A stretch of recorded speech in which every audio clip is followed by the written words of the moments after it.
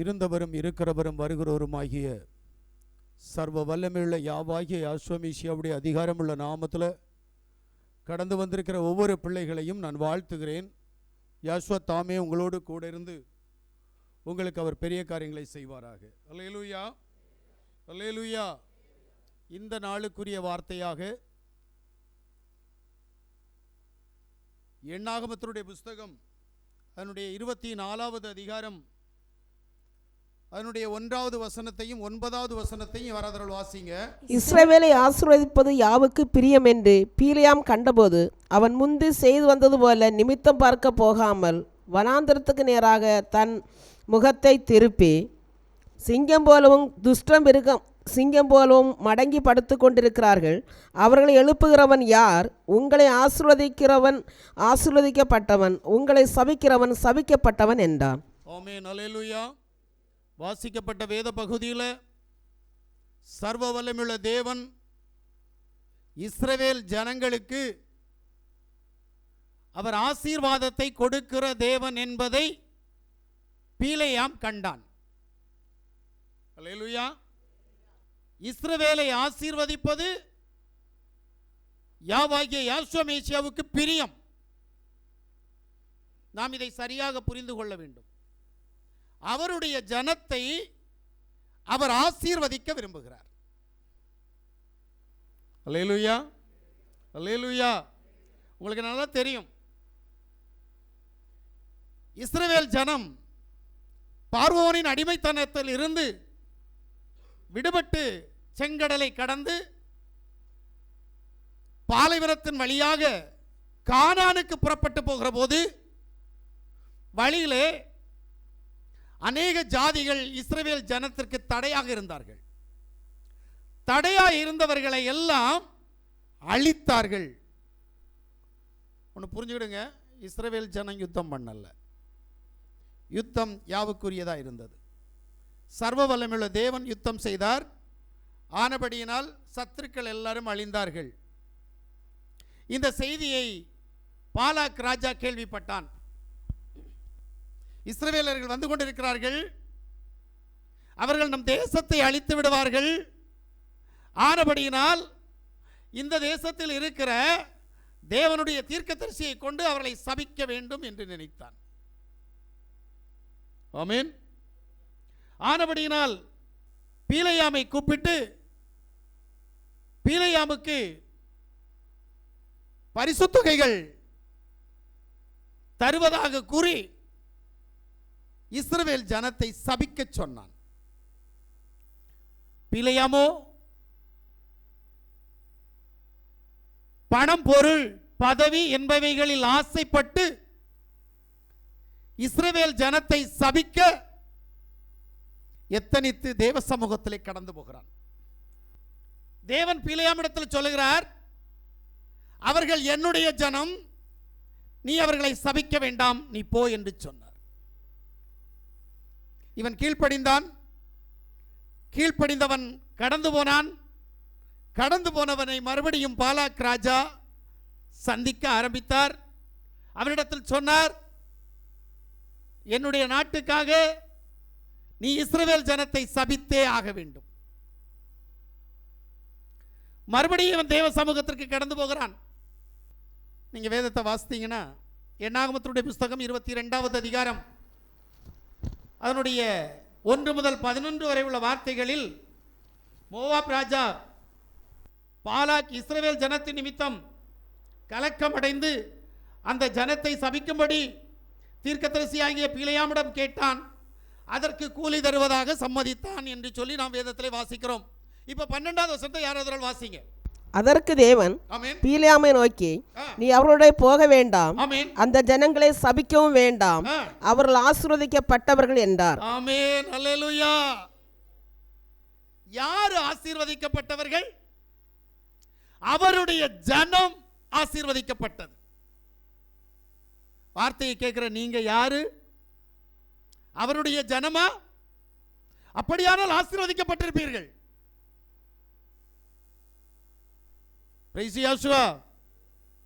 ஆனால் இன்றைக்கு நம்முடைய ஆசீர்வாதம் நமக்கு தடைபட்டு இருக்கிறது.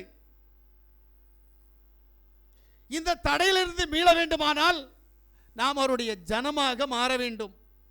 அல்லேலூயா.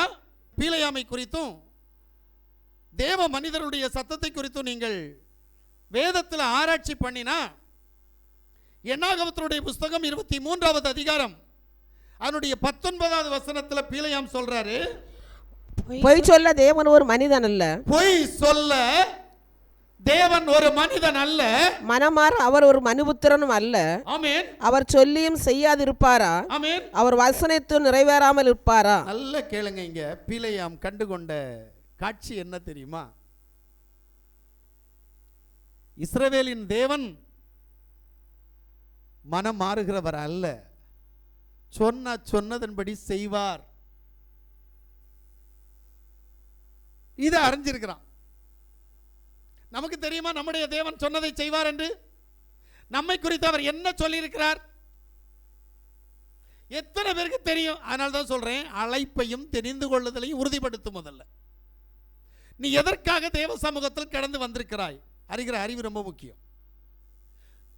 நீயா வரல, ஆமென், நீயா இங்க வர முடியாது. தேவன் உன்னை அழைத்து கொண்டு வந்தார். ஏதோ ஒரு பிரச்சனை, ஏதோ ஒரு போராட்டம், ஏதோ ஒரு கஷ்டம், ஏதோ ஒரு கடன் தொல்லை, அல்லது ஏதோ பிசாசனுடைய கிரியைகள், ஏதோ மாம்சத்தினுடைய பலவீனத்தின் நிமித்தமாக நீ தேவ சமூகத்தில் கடந்து வந்தாய்.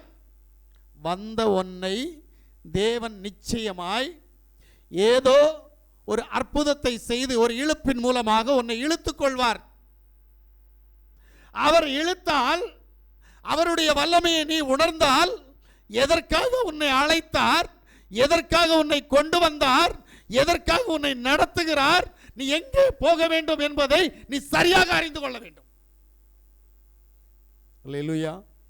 நமக்கு அந்த நல்ல ஸ்லாக்கியம் நம்மகிட்ட இல்லை. வந்தோமா, ஆராதிச்சோமா, நான் போயிடுறேன். ஏன்னா தேவன் 6 நாள் வேலை செஞ்சார், 7வது நாள் ஓய்ந்திருந்தார். ஆனபடினால் நானும் 7வது நாளில் தேவ சமூகத்தில் வருவேன். முடிந்தால் 3 மணி நேரம் இருப்பேன். அந்த 3 மணி நேரத்தில் என்னுடைய காரியங்களை சிந்திப்பேன், என்னுடைய வாழ்க்கையை நான் வாழ்வேன். ஆனால் அது தேவனுக்கு பிரியம் என்று நினைத்து நான் போய்விடுவேன். அப்படியானால் நீ ஆசீர்வதிக்கப்பட்ட ஜனம் அல்ல. உனக்கு சொல்லியதை அவர் செய்வாரா என்று கேட்டால் இல்லை.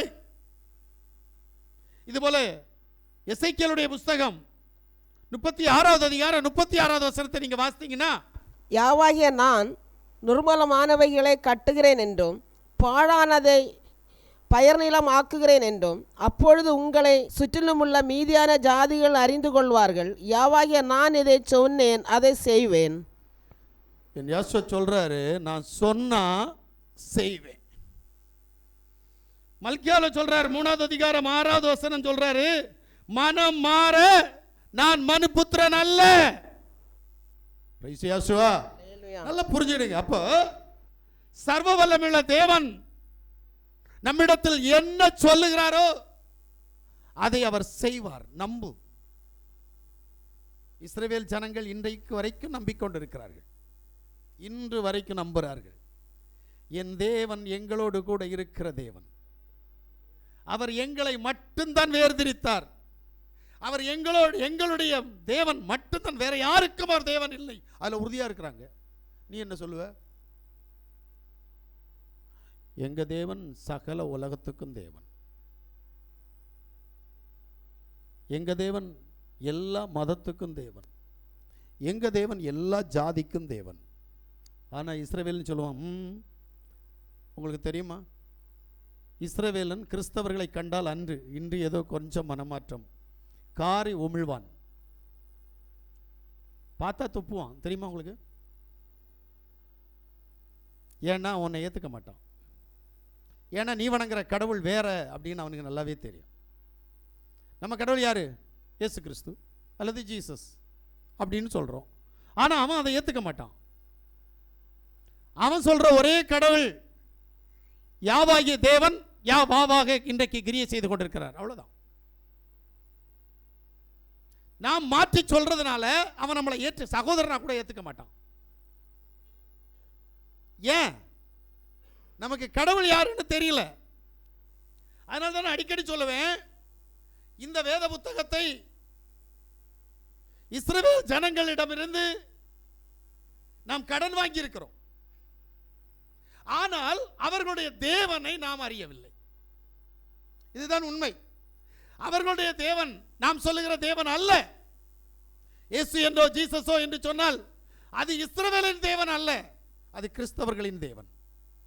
ஆனால் வேதம் கிறிஸ்தவர்களுக்கு சொந்தமானது அல்ல, வேதம் இஸ்ரவேலருக்கு சொந்தமானது.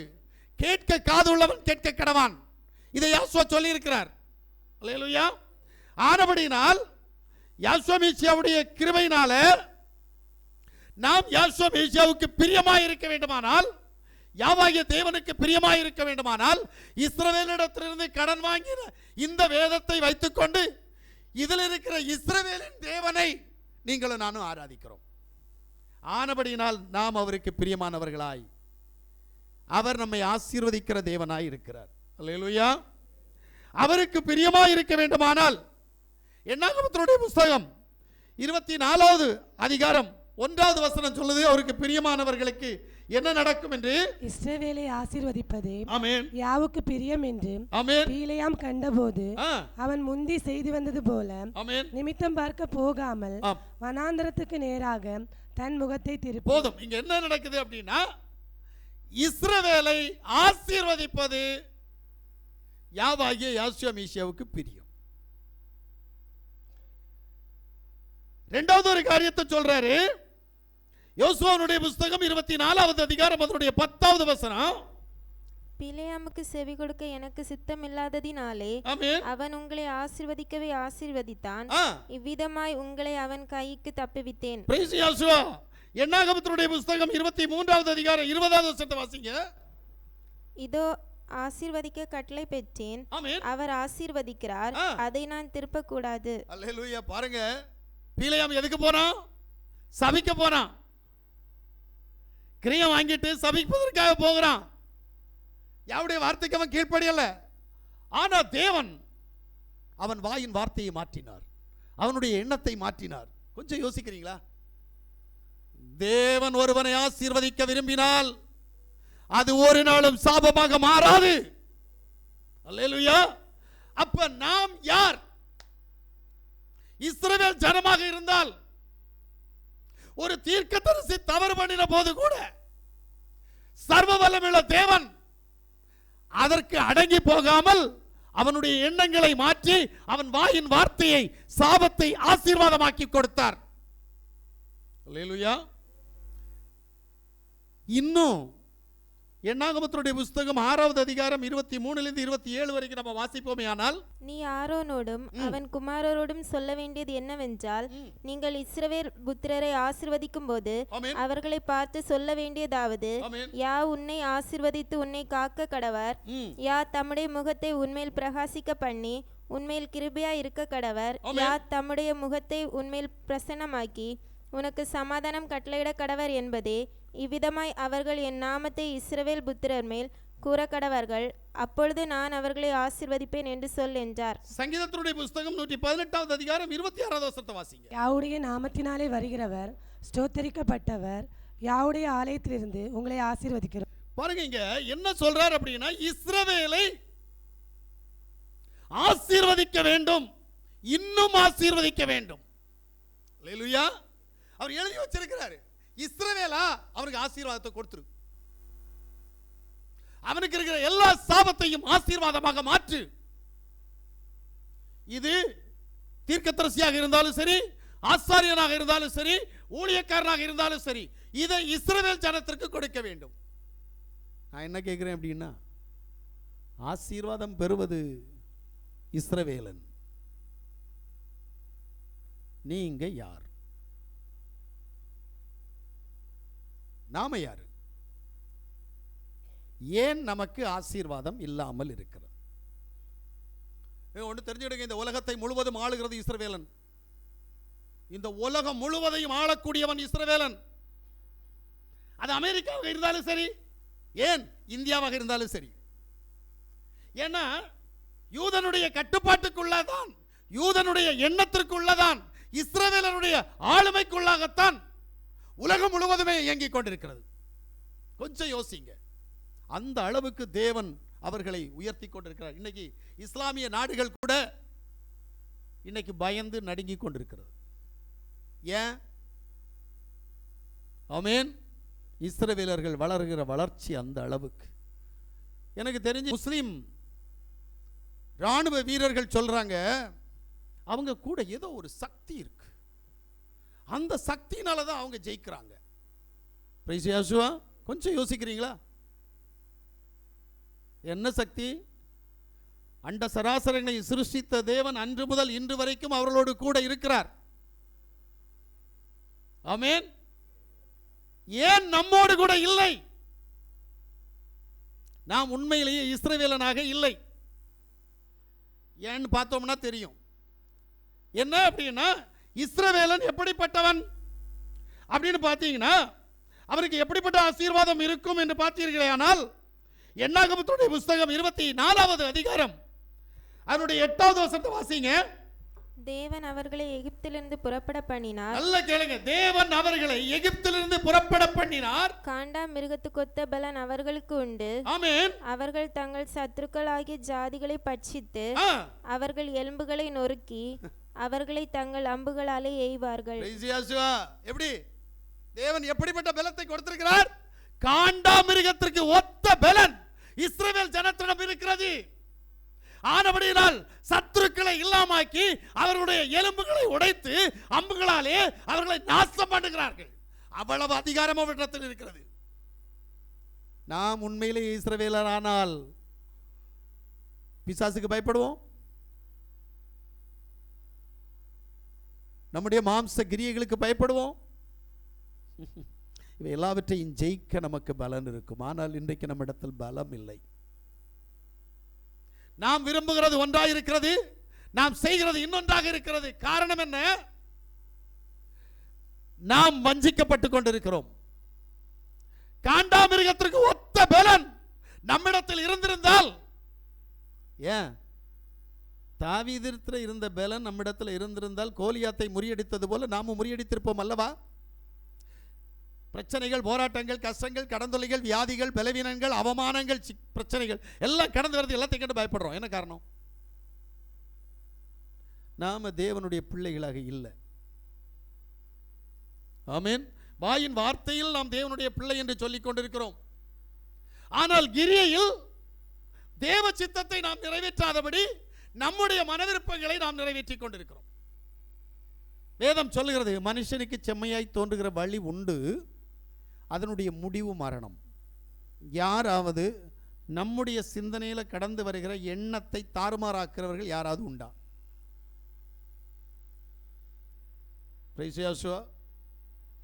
தேவ சமூகத்தில் கடந்து வர வேண்டிய நேரங்களில் நாம் உண்மையிலேயே தேவனை நம்பி கடந்து வருகிறோமா, இல்லது நாசியிலே சுவாசம் உள்ள மனுஷர்களை நம்பி ஆராதனைக்கு வராமலோ அல்லது காலம் தாமதமாகவோ வருகிறோமா? அறிகிற அறிவு ரொம்ப முக்கியம்.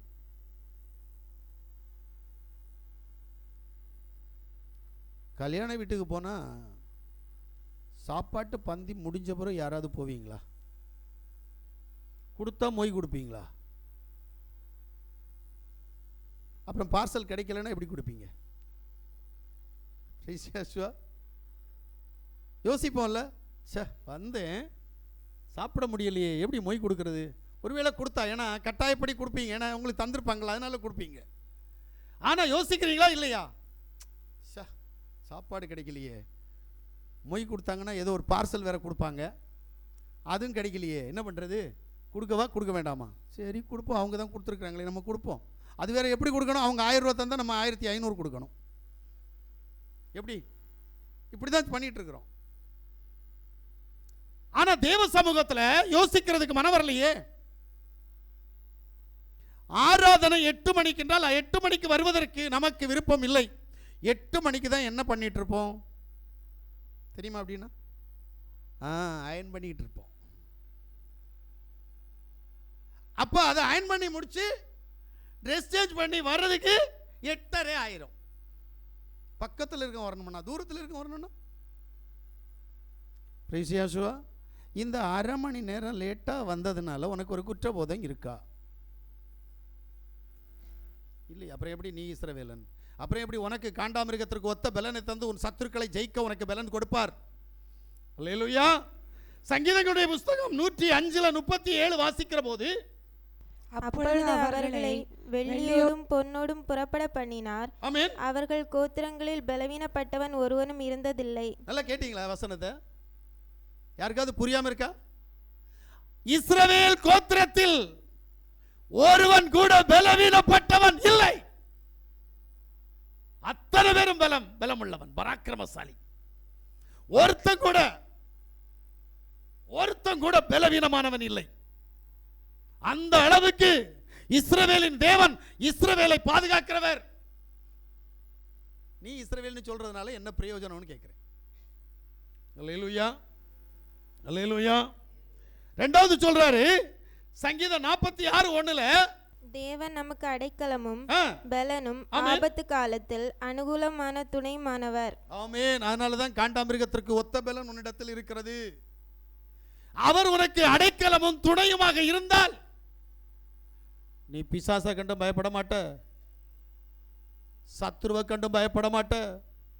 உனக்கு விரோதமாக என்ன எழும்பினாலும் அதை கண்டு நீ அஞ்ச மாட்ட. பார்த்துக்கலாம், என் தேவன் என்னோடு கூட இருக்கிறார். நான் இஸ்ரவேலின் தேவனை நம்புகிறேன், நான் இஸ்ரவேலன் என்கின்ற உணர்வு நமக்கு வந்தால் சத்துருவின் வாசல்களை நாம் தாமே சுதந்திரமாக்கிக் கொள்ள முடியும், பிசாசுடைய தந்திரங்களை முறியடிக்க முடியும். அதனால தான் சொன்னார், நீ இஸ்ரவேலா, உனக்கு தந்திருக்கிற முதல் அதிகாரம் என்ன? பிசாசுகளை துரத்துவாய் சொன்னாரா இல்லையா? அப்ப நீ விசுவாசி இல்லையே. எனக்கு உன்னுடைய கிரியை பார்த்து தான் சொல்ல முடியுமே தவிர கிரியை பார்க்காம தாரதையெல்லாம் கொடுக்க முடியாது.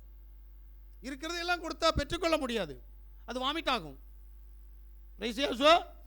ஆனா வேதம் சொல்லுகிறது, நீ விசுவாசியானால் பிசாசுகளை துரத்துவாய். மார்க்கு சுவிசேஷம் 16வது அதிகாரம். விசுவாசிக்கிறவர் நடக்கும் அடையாளங்கள் ஆவன, என் நாமத்தினாலே பிசாசுகளை துரத்துவார்கள். ஆமென். முதல் அடையாளம் இதுதான். அந்நிய பாஷை பேசுறியா இல்ல தீர்க்க தரிசனம் சொல்றியா, இதெல்லாம் கிடையாது. பிசாச முதல்ல துரத்துவ, இது உனக்கு தந்திருக்கிற அடையாளம். ஆனா நீயே பிசாசு பிடிச்சிருக்கிற, தன்னை இஸ்ரவேல் என்று சொல்லுகிறவன் பிசாசுக்கு அடிமையா இருக்கிறான். எப்படி? பாரம்பரியத்திற்கு அடிமையா இருக்கிறான், சாபத்திற்கு அடிமையா இருக்கிறான், பாவத்திற்கு அடிமையா இருக்கிறான். நீ இஸ்ரவேலனா என்று கேள்வி கேட்கிறேன். இல்லை, அப்போ உனக்கு ஆசீர்வாதம் வராது. ஆசீர்வாதம் வர வேண்டுமானால் நீ ஆவிக்குரிய இஸ்ரவேலனாக மாற்றப்பட வேண்டும். அப்பதான் உனக்கு காண்டாமிருகத்திற்கு ஒத்த பலன் இருக்கும். இரண்டாவது காரியத்தை சொல்லும் போது சொல்றார், என்னாகமத்தினுடைய புஸ்தகம் 23வது அதிகாரம் 24வது வசனத்தை வாசிங்க. அந்த ஜனம் துஷ்ட சிங்கம் போல எழும்பும், பாலசிங்கம் போல நிமிர்ந்து நிற்கும். அது தான் பிடித்த இரையை பட்சித்து வெட்டுண்டவர்களின் இரத்தத்தை குடிக்கும் மட்டும் படுத்துக் கொள்வதில்லை என்றான். நல்ல கேளுங்க, சும்மா சோர்ந்து போய் இருக்க மாட்டானா? எப்படி இருப்பான்? அவன் பாலசிங்கத்தை போல நிமிர்ந்து நிற்பான். ஏன்னா யாவுடைய ஆசீர்வாதம் அவனுக்குள் இருக்கிறபடினால் தனக்கு விரோதமாக எழும்புகிறவர்களை பட்சித்து நாசம் பண்ணுகிற வரைக்கும் அவன் தூங்க மாட்டான். நம்ம எப்படி அவன் கூட சேர்ந்து தூங்குவோம்? சூப்பரா இருக்குல்ல? யாரு கூட நம்மளை எதிர்த்து போராடுறோம் கூடயே தூங்குறோம். அப்ப நீ இஸ்ரவேலனான்னு கேட்கிறேன். இஸ்ரவேலுக்கு கொடுக்கப்பட்டது உனக்கு வேண்டுமானால் நீ இஸ்ரவேலனாக மாற வேண்டுமே தவிர நீ கானானியனாக, நீ எகிப்தியனாக, நீ எபூசியனாக நீ மாறக்கூடாது. அல்லேலூயா. உன்னிடத்தில் ஒரு மாற்றத்தை என் தேவன் விரும்புகிறார். இஸ்ரவேல் ஜனங்களை நீ எல்லாம் தேவனுக்குள்ள வர்றதுக்கு முன்னாடியே அவர் அன்றைக்கு வாக்குத்தத்தம் கொடுத்தார். அந்த வாக்குத்தத்தத்தை இன்றைக்கு வரைக்கும் வைத்திருக்கிறான். அவன் ஒரு யுத்த தளவாடங்களை அமைத்தால் அவர் பேரை தவிர வேற எதையும், வேதத்தில் இருக்கிற பேரை தவிர வேற எந்த பேரையும் அதற்கு சூட்ட மாட்டான். நம்ம பேரை கேட்டாலே சூப்பரா இருக்கும். நம்ம பேரு அது சூப்பரா வச்சிருப்பாங்க தெரியுமா? எப்படி இப்பதான் பிள்ளைகளுக்கு பேர் வைக்கிறாங்க. அப்பம் பேரையும் அம்மா பேரையும் சேர்த்து ஒரு இங்கிலீஷ் பேரை வைப்பாங்க. அதனுடைய கூட்டுத்தொகையை பார்த்தா ஒரு மிருகத்தினுடைய பேரா இருக்கும். ஆனாலும் பரவாயில்லைன்னுவான். பேர் வைக்கிறது லட்சணம். இன்றைக்கு வரைக்கும் அவருடைய ஜனம் அப்படி செய்ய மாட்டார்கள். வேதத்தில் இருக்கிற நாமத்தை தன் ஜனங்களுக்கு வைப்பார்கள். அல்லேலூயா. அப்போ சர்வ வல்லமையுள்ள தேவன் நமக்கு கொடுத்திருக்கிற அதிகாரம் பாலசிங்கத்திற்கு ஒத்த அதிகாரத்தை கொடுத்திருக்கிறார். அந்த பாலசிங்கத்திற்கு ஒத்த அதிகாரம் நம்மிடத்தில் இருந்தால் என்ன செய்வோம்? நம்முடைய சத்துருக்களை நாம் அழித்து தீர மட்டும் நித்திரைக்குள் கடந்து போக மாட்டோம். உறக்கத்தை வெறுக்கணும். நமக்கு உறங்கி தான் பிசாசு நம்மகிட்ட போராடிட்டு இருக்கிறான். ஆனா இஸ்ரவேலருக்கு அப்படி இல்லை. அவன் தூக்கத்தை எதிர்த்து போராடுவான். எதுக்கு தெரியுமா? தன்னுடைய சத்துருக்களை நாசம் பண்ணுவதற்காக. தூக்கமே கிடையாது. கழிஞ்ச நாளில் பார்க்குறேன், ராத்திரி 12 மணிக்கு ஏவுகணை எடுத்து அடிச்சிட்டு இருக்கிறான். கொஞ்சம் யோசிக்கிறீங்களா? அவனுக்கு எதிரியை வீழ்த்தணும். ஆனா உனக்கு எனக்கு என்ன வேலை? நித்திரை மயக்கத்தில் தூங்கணும். சபையில வந்தாலும் தூங்கணும், வீட்டுக்கு போய் ஜெபம் பண்ணும்போது தூங்கணும், உபவாசன்ற பேர்லையும் தூங்கணும், வேதம் வாசிக்கிற நேரம் தூங்கணும். ஏன்னா எப்போ பிசாசு உனக்கு தூக்கத்தை தருவான் தெரியுமா? நீ எப்போ தேவன் இடத்துல போகணும்னு நினைக்கிறியோ அப்பதான் உனக்கு தூக்கத்தை தருவான். அந்த தூக்கம் உன்னை வஞ்சிக்கும். ஆமென், அல்லேலூயா. நம்ம அந்த தூக்கத்தில் தூங்கிடுறோம் தெரியுமா? தூங்கணும்னு நினைச்சு ஆராதனை வரமாட்டோம். வெள்ளிக்கிழமை உபாச ஜெபமா, எனக்கு தூங்கணும், நான் வரல. ஞாயிற்றுக்கிழமை ஆராதனை, கொஞ்சம் தூக்கிட்டு வரனே. தேவன் உன்னை என்ன செய்வார் கொஞ்சம் யோசி. அதனால தான் உன்னை கைவிடுகிறார். அதனால தான் ஆபத்து சடுதியாக வருகிறது, பொல்லாப்பு கடந்து வருகிறது. பிரைஸ் யாசுவா. யாவுடைய சமூகத்தில் கடந்து வந்து யாசுவா மேசியாவுடைய நாமத்தை மகிமைப்படுத்தி கொண்டிருக்கிற தேவ ஜனமே, நீ தேவனை ஆராதிக்க புறப்பட்டால் தடைகளை எல்லாவற்றையும் உடைத்தெறியணும். பாலசிங்கத்திற்கு ஒத்த பலன் உன்னிடத்தில் கடந்து வரணும். இருக்கா? லேவியருடைய புஸ்தகம் 26வது அதிகாரம் 13வது வசனத்தை வாசிங்க. நீங்கள் எகிப்தியருக்கு அடிமைகளாய் இராதபடிக்கு ஆமென், நான் அவர்கள் தேசத்திலிருந்து உங்களை புறப்பட பண்ணி உங்கள் நுகத்தடிகளை முறித்து. நல்ல பாத்துடுங்க. அடிமைத்தனம் நீங்க உங்கள் நுகத்தடிகளை முறித்து உங்களை நிமிர்ந்து நடக்க பண்ணின உங்கள் தேவனாகிய. நல்ல புத்திங்களா? நீ பிசாசை கண்டா நிமிர்ந்து நடப்பியா? பாவத்தை கண்டா நிமிர்ந்து நடப்பியா? மாம்ச பலவீனத்தை கண்டா நிமிர்ந்து நடக்க முடியுதா? அப்புறம் சொல்றேன், நானும் பைபிளை வச்சிருக்கிறேன், நானும் கர்த்தருடைய பிள்ளைன்னு சொல்றேன். என்ன காரணம்? ஆண்டவரே, இஸ்ரவேல் ஜனங்களை ஆசீர்வதிக்கிறவரே, என்னையும் ஆசீர்வதியும். எப்படி கேட்கிற? ஆமென். மூன்றாவது ஒரு காரியம், என்னாகமத்தினுடைய புஸ்தகம் 23வது அதிகாரத்தை வாசிப்போமேயானால், இஸ்ரவேலுக்கு விரோதமான காரியம். என்னாகமத்தின் புஸ்தகம் 23:23. யாக்கோபுக்கு விரோதமான மந்திரவாதம் இல்லை. யாக்கோபுக்கு விரோதமான மந்திரவாதம் இல்லை. இஸ்ரவேலுக்கு விரோதமான குறி சொல்லுதலும் இல்லை. இங்கேயே தெரியும் நீ இஸ்ரவேலன் இல்லைன்னு. தேவன் என்னென்ன செய்தார் என்று கொஞ்ச காலத்திலே யாக்கோபையும் இஸ்ரவேலையும் குறித்து சொல்லப்படும். ஆமென். ஒரு பாஸ்டர் பேசுறாரு. பாஸ்டர் ஜெபம் பண்ணுவீங்களா? என்ன மந்திரவாதம் செஞ்சு எனக்கு ரொம்ப பிரச்சனையா இருக்குது பாஸ்டர். வீட்டம்மாவுக்கும் முடியல, எனக்கும் முடியல, பிள்ளைக்கும் முடியல. எனக்காக கொஞ்சம் ஜெபம் பண்ணுங்க பாஸ்டர். யாரு? பாஸ்டர். அடுத்தவன் மந்திரவாதம் செஞ்சானா இவனுக்கு கஷ்டமா? யோசிக்கிறீங்களா?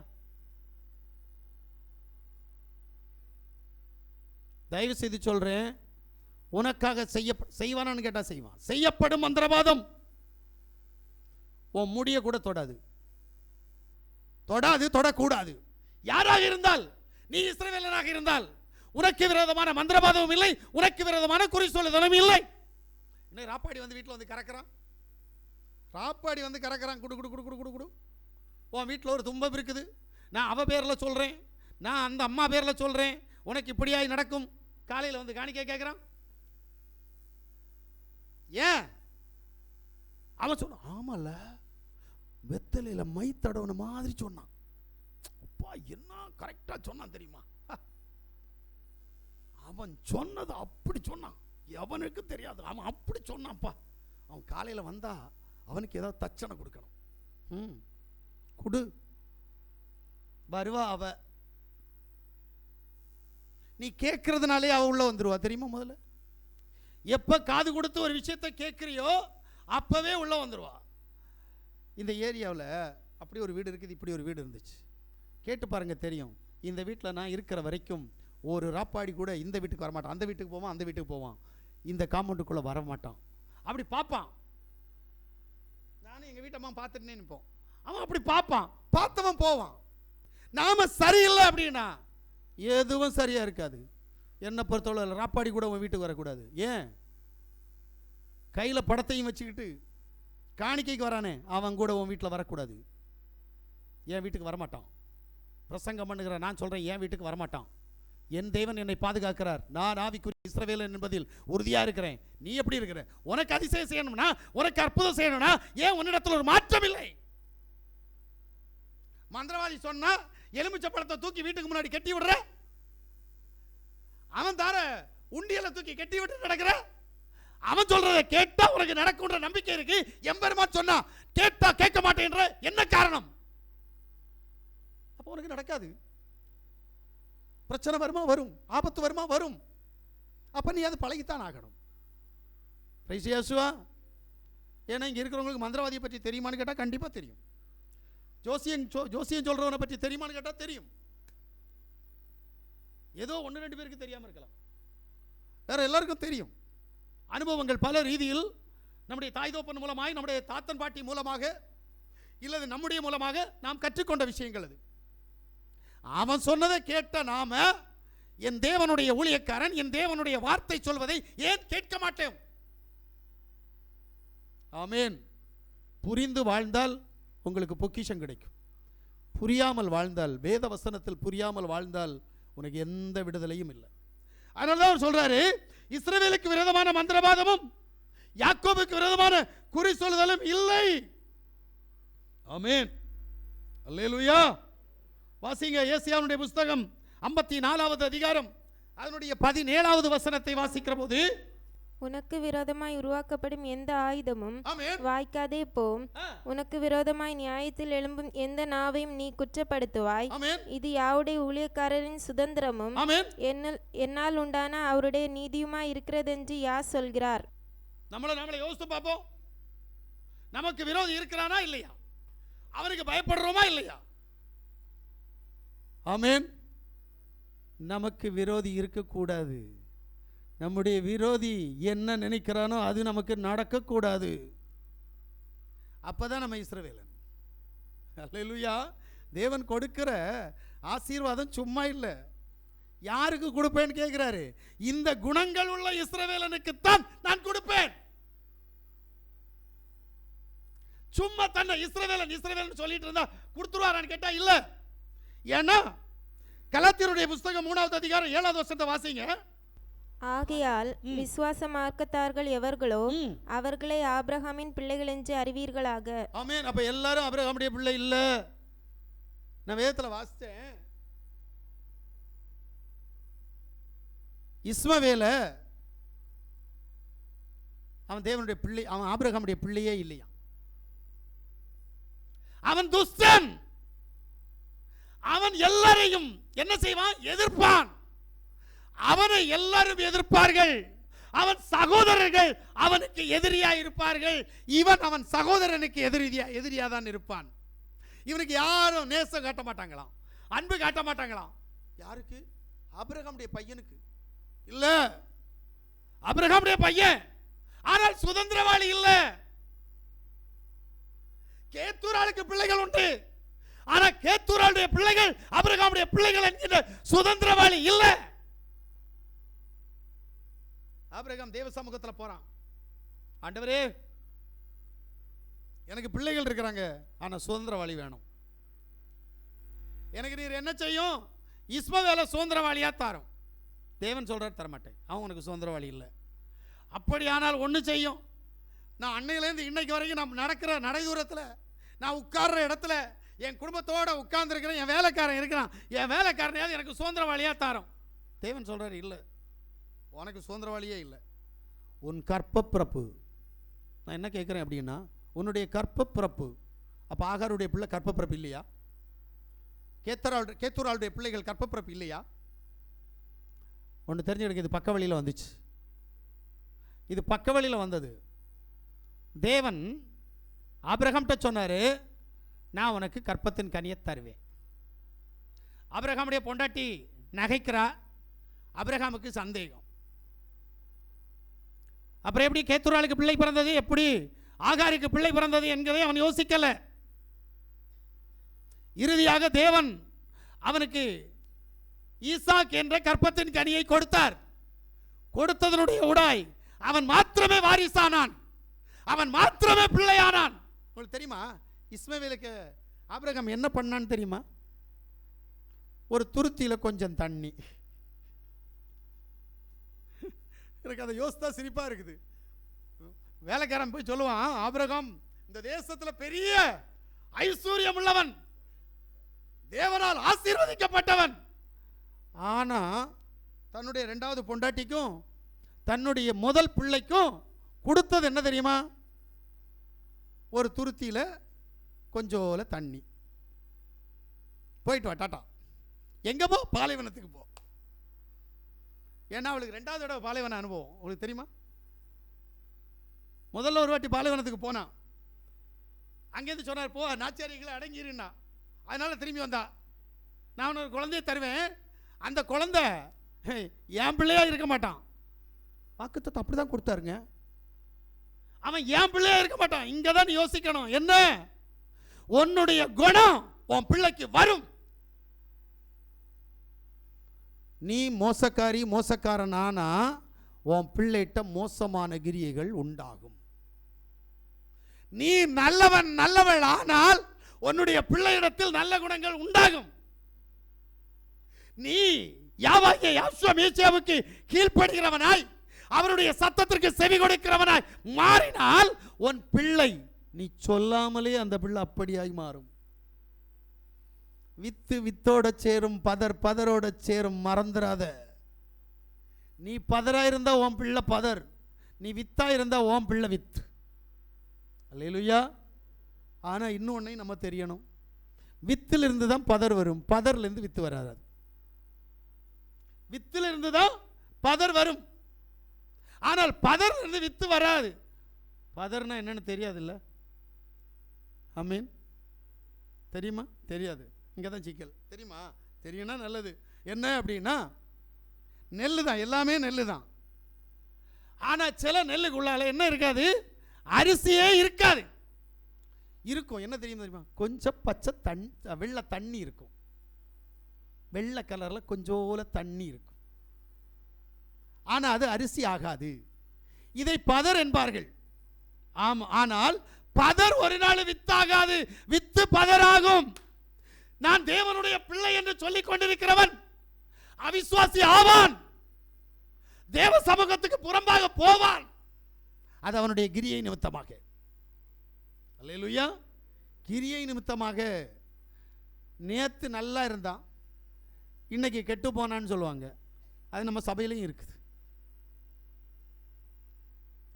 நேற்று வரைக்கும் ஒரு ஆராதனையும் விட மாட்டேன், இன்னைக்கு என்ன சொல்லுவேன் தெரியுமா?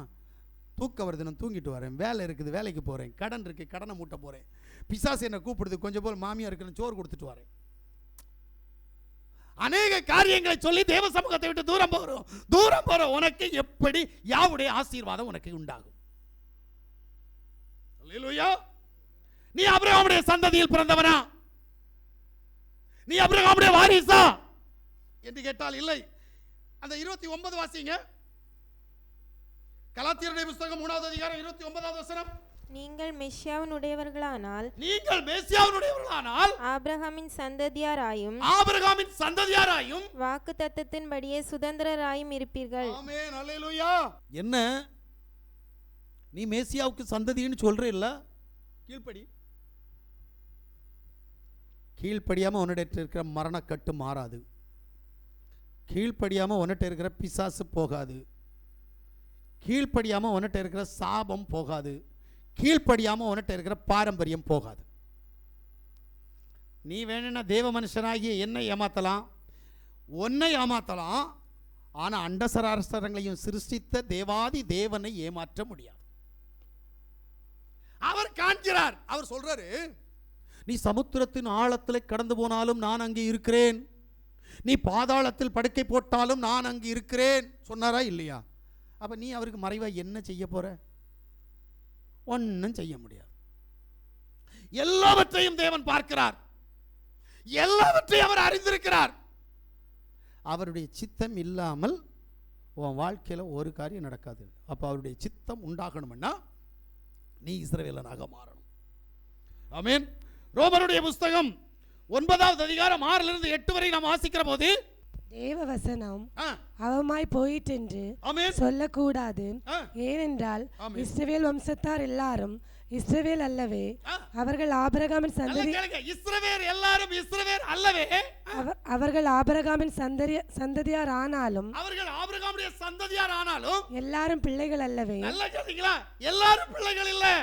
ஈசாக்கினிடத்தில் உன் சன்னதி விளங்கும் என்று சொல்லி இருக்கிறதே, அது எப்படி என்றால் மாம்சத்தின்படி பிள்ளைகள் ஆனவர்கள் தேவனுடைய பிள்ளைகள் அல்ல, வாக்குத்தத்தத்தின்படி பிள்ளைகள் ஆனவர்களே அந்த சந்ததி என்று எண்ணப்படுகிறார்கள்.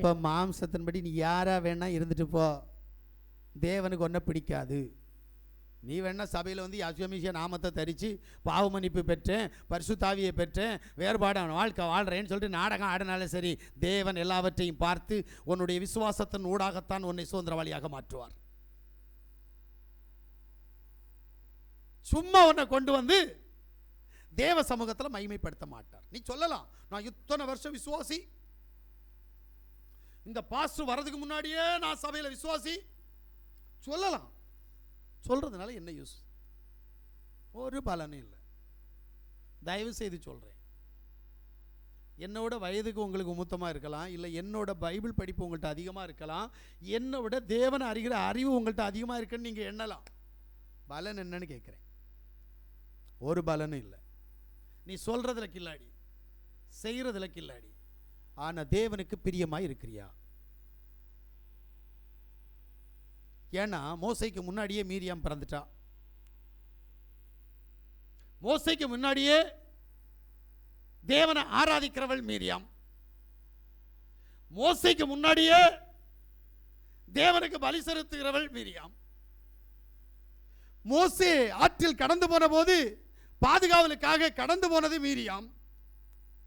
ராஜகுமாரத்தி அந்த பெட்டியை எடுத்து, பெட்டியில் இருந்த மோசையை எடுத்த போது அவளுக்கு வழிகாட்டி பால் கொடுப்பதற்காக ஒரு தாயை ஏற்பாடு செய்தவள் மீரியாம்.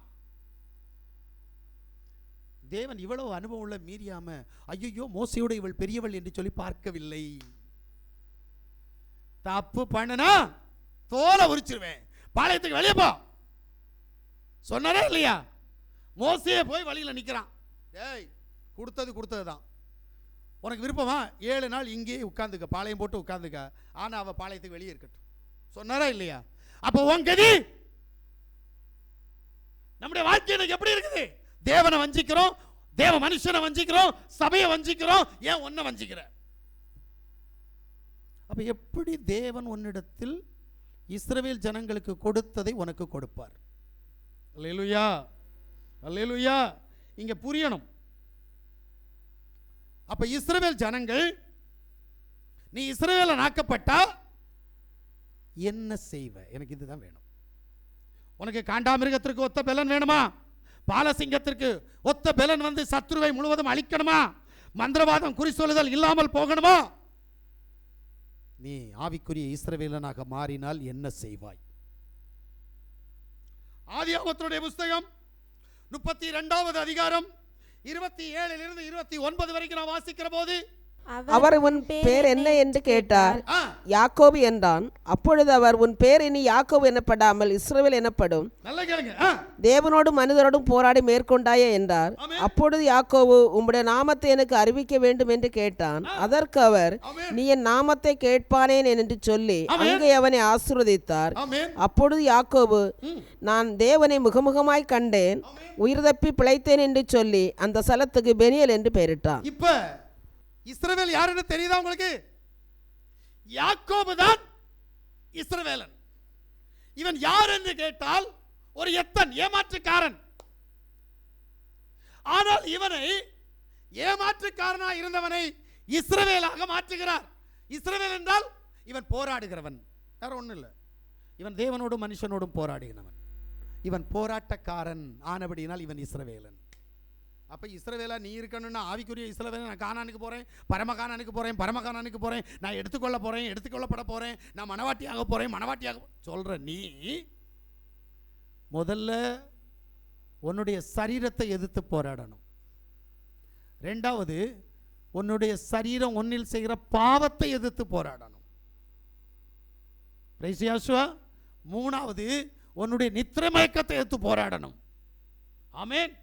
நாலாவது, உனக்கு விரோதமாக எழும்புகிற சத்துருவை எதிர்த்து போராடணும். போராட்டம் இல்லை, என்ன பண்றது? அப்புறம் நீ இஸ்ரவேலனான்னு கேட்டா இல்லை, இன்னும் யாக்கோபாக எத்தனாக இருந்து கொண்டிருக்கிறாய். ஏமாற்றுக்காரன். தேவனை ஏமாற்ற, உன்னை ஏமாற்ற, ஆசாரியனை ஏமாற்ற, சபையை ஏமாற்ற, நீ ஒரு ஏமாற்றுக்காரன். இஸ்ரவேல் அல்ல. நீ இஸ்ரவேல் ஆனால் தேவனுடைய நாமத்தை அறிந்து நாமத்துக்கு உண்மையா இருக்கணும். ஆமென். ஏன்னா யாக்கோபு ஆசீர்வாதம் முக்கியம் இல்ல, எனக்கு நாமம் தெரியணும்ன்றான். புரியுதா? அப்புறம் சிம்சோனுடைய அப்பா யாரு? மனோவா. நிறைய பேருக்கு அவன் சிம்சோனுடைய அப்பான்னு தெரியாது, மனோவான்னு தெரியும். அதனால தான் அந்த பேரை சொன்னேன். மனோவா தேவ சமூகத்தில் போறான். ஆண்டவரே உங்க பேர் என்னன்னு கேட்கிறான். அடுத்து மோசே கேட்கிறான், நீர் சொன்னபடி நான் பார்வோன் இடத்துல போறேன். ஆனா அவன் கேட்பான்ல, உன்னை யார் அனுப்பினா? ஆண்டவரே உங்களுடைய நாமத்தை சொல்லும். இப்ப நாமத்தை சொல்றாரா அப்படின்னு கேட்டா நாமத்தை சொல்றார். யாருக்கு சொன்னார்? மோசே இடத்தில் சொன்னார். யாக்கோபு கேட்டான் சொல்லல, மனோவா கேட்டான் சொல்லல, ஆனா மோசேட்ட நாமத்தை சொல்லிட்டார். என்ன சொன்னார்? தமிழ் பைபிளில் சொல்லுது இருக்கிறவராக இருக்கிறேன் என்று. உண்மையிலேயே சொல்லப்பட்ட காரியம் என்ன? கையை பார், கையில் இருக்கிற ஆணியை பார், அவ்வளவுதான். கையை பார், கையில் இருக்கிற ஆணியை பார். நான் தான் கைக்கு சொந்தக்காரன், என் கையில தான் ஆணி அடிக்கப்பட்டிருக்குது. எங்க சொல்லியிருக்கிறார்? பழைய ஏற்பாட்டிலே சொல்லி வச்சிருக்கிறார். ஆனா புதிய ஏற்பாட்டில் தான் நடந்துச்சு. இப்ப இந்த நாமத்தை அறியணும். ஏன்னா சங்கீதங்களுடைய புஸ்தகம் 91வது சங்கீதம் அதனுடைய 14வது வசனத்தை வாசிப்போமே. அவர் என்னிடத்தில் வாஞ்சியா இருக்கிறபடியால் அவனை விடுவிப்பேன், என் நாமத்தை அவன் அறிந்திருக்கிறபடியால் அவனை உயர்ந்த அடைக்கலத்தில் வைப்பேன். இங்கதான் சர்வவல்லமையுள்ள தேவன் தன்னுடைய குணத்தை வெளிப்படுத்துறார். எப்படி? அவன் என்னுடைய நாமத்தை அறிந்திருக்கிறபடினால் நான் அவனை உயர்ந்த இடத்தில் வைப்பேன், தாழ்வு இல்லை. இப்ப நினைப்பாங்க, அப்ப எங்களுக்கெல்லாம் உயர்வு இல்லையே, நீ தான் இஸ்ரவேலரே இல்லை, அப்புறம் எப்படி ஒன்றை உயர்த்துவார்?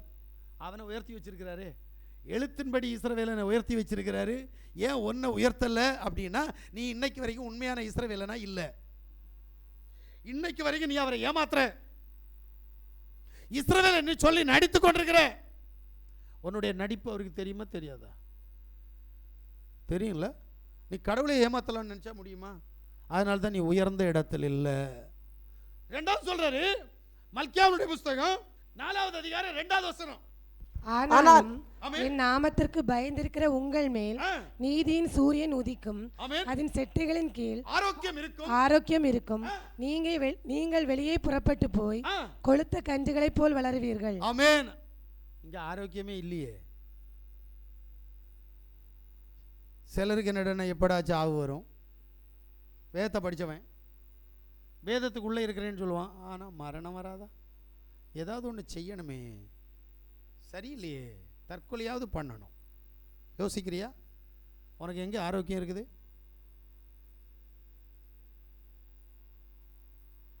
சரி, யோவேல் 2:38 வாசிங்களே. அப்பொழுது யாவாவுடைய நாமத்தை தொழுது கொள்ளுகிறவன் எவனோ அவன் ரட்சிக்கப்படுவான். யாவா சொன்னபடி சீயோன் பர்வதத்திலும் எருசலேமிலும் யாவா வரவழைக்கும் மீதியா இருப்பவர்களிடத்திலும் ரட்சிப்பு உண்டாயிருக்கும். பாருங்க, யாவுடைய நாமத்தை அறியறது சும்மா இல்ல, இங்கதான் ரட்சிப்பு. ஆனா இவன் சொல்லுவான், நான் கர்த்தருடைய நாமத்துல, அது பரவாயில்ல, இதை சொன்னாலும் பரவாயில்ல, அது சொன்னாலும் பரவாயில்ல. எப்படி? மனுஷன் சொல்லி தந்த இயேசுன்ற பேரை சொன்னாலும் பரவாயில்ல, மனுஷன் சொல்லி தந்த ஜீசஸ் என்ற பேர் சொன்னாலும் பரவாயில்ல, ஆனால் தேவதூதன் பரத்திலிருந்து கொண்டு வந்த பேரை நான் உச்சரிக்க மாட்டேன். எது சொன்னா என்ன? எல்லாம் அவருடைய பேர் தானே நான் நினைக்கிறேன். கொஞ்ச நாள் ஒரு சகோதரர் சொன்னார், நான் பேசுகிற தமிழ் என் தேவனுக்கு தெரியும்னா நான் அவரை தான் யாசுவாவை தான் இயேசுன்னு சொல்கிறது அவருக்கு தெரியுமா தெரியாதா? நல்லா தான் இருக்குது எனக்கும் கேட்குற நேரம். ஆமாம்ல, அவருக்கு தெரியும், அவரை தான் கூப்பிட்றான்னு. அப்போ என்ன, மாடசாமின்னு ஒருத்தன் கூப்பிட்டா எனக்கு பக்கத்தில் நின்று கூப்பிட்றான், இவன் என்ன தான் கூப்பிட்றான்னு தெரியுமா தெரியாதா? தெரியும். ஆனால் நான் அவனுக்கு பதில் கொடுப்பேனா? கொடுக்க மாட்டேன்ல. டேய், என் பேர் கலிஸ்துரா, நீ போய் மாடசாமின்னு கூப்பிட்ற, சொல்லுவோமா சொல்ல மாட்டோமா? அவன் மேலே எனக்கு கோபம் வருமா வராதா? ஆனால் பெந்தகோஸ்தக்காரன் கிறிஸ்தவன் என்ன நினைக்கிறான் அப்படின்னா, நான் கடவுளுடைய பேரை என்ன நினைச்சு சொல்றேனோ அதை அவர் அப்படியே ஏற்றுக்குவார். உண்மையான நாமத்தை அறிந்திருந்து நீ ஆராதித்தால் மட்டும்தான் உனக்கு ரட்சிப்பு, இல்லைன்னா ரட்சிப்பு இல்லை. நான் வங்கிக்கு போகணுன்னா என் ஒரிஜினல் பேரில் என் ஸ்கூல் சர்டிஃபிகேட் நேமில் என்ன இருக்குது, கலிஸ்துராஜன் இருந்தால் பேங்க் பேரில் என்ன இருக்குது. ஏன்னா பேங்க் பேர் அதை பார்த்து தான் ஆதாரையும் சர்டிஃபிகேட் எல்லாத்தையும் பார்த்து தான் எனக்கு புக்கு தருவான். அந்த பேரில் நான் என்ன செய்யணும், எழுதி கொடுக்கணும், அந்த பேரில் சைன் பண்ணணும். அதான் சொன்னேன், கலிஸ்துராஜன்ற பேங்க் புக்கை எடுத்துகிட்டு மாடசாமின்னு பேர் சொன்னால் அங்கே பணம் இருந்தால் கூட 5 ரூபா தரமாட்டான். அப்போ நீ இயேசுன்னு சொல்கிறதுனாலையோ ஜீசஸ்ன்னு சொல்கிறதுனாலையோ அவருடைய ராஜ்யத்துக்கு போக முடியாது. இங்கேருந்து என்ன வேணாலும் சொல்லலாம். அவருடைய நாமம் காபிரியல் தூதனால் சூசைப்பருக்கும் மரியாளுக்கும் சொல்லப்பட்ட நாமம் யாசுவா மேசியா. அந்த நாமத்தை அறியாம நீதியின் சூரியன் உன்னிடத்தில் வராது, ரட்சிப்பு உன்னிடத்தில் வராது, நீ உயர்ந்த ஜனமாய் உயர்த்தப்பட மாட்டாய். நாமம் இஸ்ரவேலனுக்கு முக்கியம். அதனால தான் ஒன்றை இஸ்ரவேலனா அவன் ஏற்றுக்க மாட்டான். இவன் அப்படித்தான். இவன் என்ன சொல்லுவான், பைபிளை தான் நம்மகிட்ட இருந்து வாங்கியிருக்கிறான். ஆனால் இவன் யாரும் இல்லை, பைபிள் சொல்கிற கடவுளை இவன் கும்பிட்றவன் இல்லை அப்படின்னு தெரிஞ்சதுனால தான் பார்த்தா இன்னைக்கு கொஞ்சம் அட்ஜஸ்ட் பண்ணிட்டு போகிறான், அன்னைக்கு தூ தூ அப்படின்னுவான். யோசிக்கிறீங்களா? ஏன் இங்கேருந்து உங்கள் ஊர்லேருந்து அங்கே போய் இடம் வாங்கி, எருசலேமில் இடம் வாங்கி லாட்ஜ் போல கட்டி இன்னைக்கு பெருசாக வச்சிருக்கிறாரு 2-3 பேர் பெரிய பெரிய ஊழியக்காரங்க. உங்களுக்கு தான் தெரியும், நான் அதை பேர் சொல்ல வேண்டாம்னு நினைக்கிறேன். அப்படிப்பட்டவன் நினைக்கிறான், நான் இந்தியாவிலேருந்து வந்து இங்கே வந்திருக்கிறேன், அதனால எனக்கு பேர் புகழா. அவன் பார்த்தா தூ தூ பண்ணுவான். கொஞ்சம் யோசிங்க. ஏன்னா நீ கிறிஸ்தவன், நான் யூதன். இங்க நாம முக்கியம். ஆமென். இதுபோல என்னாகமத்துடைய புஸ்தகம் சொல்லுது 23வது அதிகாரம் 9வது வசனம், கண்மலை உச்சியிலிருந்து நான் அவனை கண்டு குன்றுகளில் இருந்து அவனை பார்க்கிறேன். அந்த ஜனங்கள் ஜாதிகளோட கலவாமல் தனியே வாசமா இருப்பாங்க. சும்மா இல்ல, இன்னைக்கு அவன் அப்படிதான் இருக்கிறான். நீ எப்படி இருக்கிற? ஆமென். பாவிகளோட ஐக்கியம், பரிகாசக்காரரோட ஐக்கியம். ஆனா சின்ன குழந்தைய எழுப்பி கேளுங்க, சங்கீதம் 1வது அதிகாரம் 1-2 என்னன்னு சொல்லுடான்னா அவனுக்கு தெரியும், பெத்தவங்களுக்கும் தெரியும், பிறந்தவனுக்கும் தெரியும். ஆனா நான் கீழ்ப்படிய மாட்டேன்.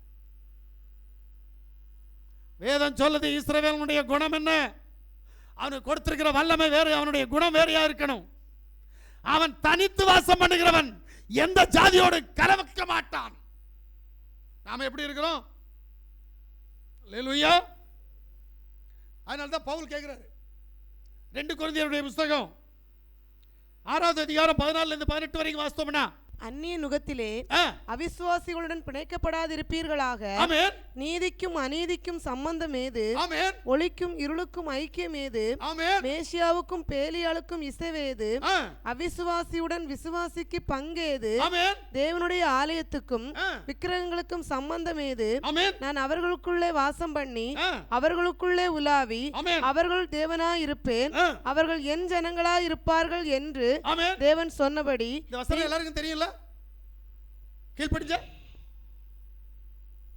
துன்மார்க்க மாமனா மாமனன் உரிமை கொண்டாடிட்டு போயிட்டு இருக்கிற, துன்மார்க்க சித்தப்பனா சித்தப்பனை வீட்டில் இருந்து நக்கி சாப்பிட்டு இருக்கிறோம். எப்படி?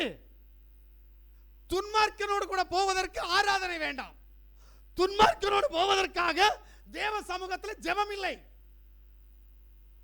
துன்மார்க்கனோடு போவதற்காக காலை ஜெபம் இல்லை, இரவு ஜெபம் இல்லை, ராத்திரி ஜெபம் இல்லை. ஏன்? ஆனா நான் இஸ்ரவேலன். தனித்து வாசம் பண்ண சொல்லி இருக்கிறார்.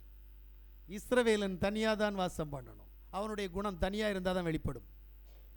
நீ பரிகாசக்காரனோட பாவியோட சேர்ந்தால் நீயும் பரிகாசக்காரனும் பாவியுமாய் மாறுவாய். ஆமென். அப்ப உன் வாழ்க்கை இன்னைக்கு எப்படி இருக்குது? மூணாவது காரியம், என்னாகமத்தினுடைய புத்தகம் 23:21 வாசிங்க. அவர் யாக்கோபிலே அக்கிரமத்தை காண்கிறதும் இல்லை, இஸ்ரவேலிலே குற்றத்தை பார்க்கிறதும் இல்லை. அவர்களுடைய தேவனாகிய யா அவர்களோட இருக்கிறார். ராஜாவின் ஜெயகம்பீரம் அவர்களுக்குள்ளே இருக்கிறது. ஆமென். அல்லேலூயா. என்ன சொல்றாரு தெரியுமா? மூணாவது காரியம், உன்னுடைய குற்றத்தையும் உன்னுடைய குறையும் உன்னுடைய பாவத்தையும் நான் பார்க்க மாட்டேன். ஏன்னா என்னுடைய ராஜகம்பீரம் உன்னிடத்தில் இருக்கும். நான் ராஜாதி ராஜா, நீ என் பிள்ளை. புரியுதா? அல்லேலூயா. எங்க இருக்கு உன்னிட்ட ராஜகம்பீரம்? இருக்கின்ற ராஜகம்பீரம் இருந்தால், நீ ராஜா வீட்டு பிள்ளையாக இருந்தால், உன்னுடைய எதிரியை கண்டு பயப்படுற? அதுக்கு தான் உன்னிட்ட ஒரு கோல் கொடுத்துருக்காருல்ல, உன்னிட்ட ஒரு வாள் கொடுத்துருக்காருல்ல, உனக்கு ஒரு கேடையை கொடுத்துருக்காருல்ல, உனக்கு ஒரு மிதியடி கொடுத்துருக்காருல்ல, உனக்கு தலைக்கு ஒரு சீரா கொடுத்துருக்காருல்ல. எங்க வேலை செய்து? வேலை செய்யலையா? எனக்கு என்ன காரணம்? கேடையும் சும்மா இருக்கு, கையில் இருக்கிற வாள் சும்மா இருக்குது. ஏன் வேலையே செய்ய மாட்டேங்குது? சத்ருவை வீழ்த்துவதற்காக உனக்கு கொடுக்கப்பட்ட சர்வாயுத வர்க்கம் வேலை செய்யாமல் இருக்கு. ஆனபடியினால் சத்ரு உன்னை ஜெயித்து கொண்டிருக்கிறான். அல்லேலூயா. யாவுடைய சமூகத்தில் கடந்து வந்து யாவுடைய நாமத்தை மைமைப்படுத்தி கொண்டிருக்கிற யாவுடைய பிள்ளைகள் என்று சொல்லுகிற நீங்கள் இஸ்ரவேலராக மாறணும். அது ஆவிக்குரிய இஸ்ரவேலராக நீ மாறவில்லை என்று சொன்னால் அவருடைய புத்திரன் என்கின்ற சுதந்திர பாகத்தை நீ சுதந்திரித்துக் கொள்ள முடியாது. எல்லாரும் சொல்லலாம் நான் விசுவாசி என்று, எல்லாரும் சொல்லலாம் நான் சபைக்கு போறேன்ட்டு, எல்லாரும் சொல்றான் நான் வேதம் வச்சிருக்கிறேன்ட்டு, எல்லாரும் சொல்றான் நான் ஜெபம் பண்றேன்ட்டு, எல்லாரும் சொல்லலாம் நான் உபவாசிக்கிறேன். ஆனா நீ என்னுடைய பிள்ளை இல்ல. என்னை அப்பா என்று அழைக்கிறவர் அத்தனை பேரும் எனக்கு பிள்ளைகளா என்று கேட்டால் இல்லை. ஈசாக்கின் சந்ததியில் பிறந்தவன் மட்டுமே எனக்கு பிள்ளை. இஸ்மவேல் சந்ததியில் பிறந்தவன் எனக்கு பிள்ளை இல்லை. கேத்தூராவுடைய பிள்ளைகளுக்கு பிறந்தவன் எனக்கு பிள்ளை இல்லை. என்னுடைய குமாரனாய், என்னுடைய வாரிசாய், என்னுடைய யூத ஜனமாய், ஆவிக்குரிய இஸ்ரவேலனாய் இருக்க வேண்டுமானால் உன்னிடத்தில் இருக்க வேண்டியது ஆவிக்குரிய இஸ்ரவேல் என்கின்றது மட்டுமல்ல, உன்னிடத்தில் இருக்க வேண்டியது காண்டாமிருகத்திற்கு ஒத்த பலன். பாலசிங்கம், சத்ருவை நாசம் பண்ண பாலசிங்கமாய் நீ இருக்கணும். அல்லேலூயா. உனக்கு விரோதமாக மந்திரவாதம் செய்தாலும் குறி சொல்லுதல் சொன்னாலும் அது உன்னிடத்தில் என்ன செய்ய முடியாது? கிரிய செய்யக்கூடாது. நாமத்தின் மேல் வைராக்கியமாக இருந்து நாமத்தை ஆராதிக்கிறவனாய், நாமத்தின் மேல் விடுதலை பெற்றவனாய் நீ வாழணும். அப்படி வாழ்ந்தா சர்வ வல்லமையுள்ள தேவன் சொல்ற நீ தனித்து வாசம் பண்ண, கூட்டு சேராத. யாரோட கூட்டு சேரணும்?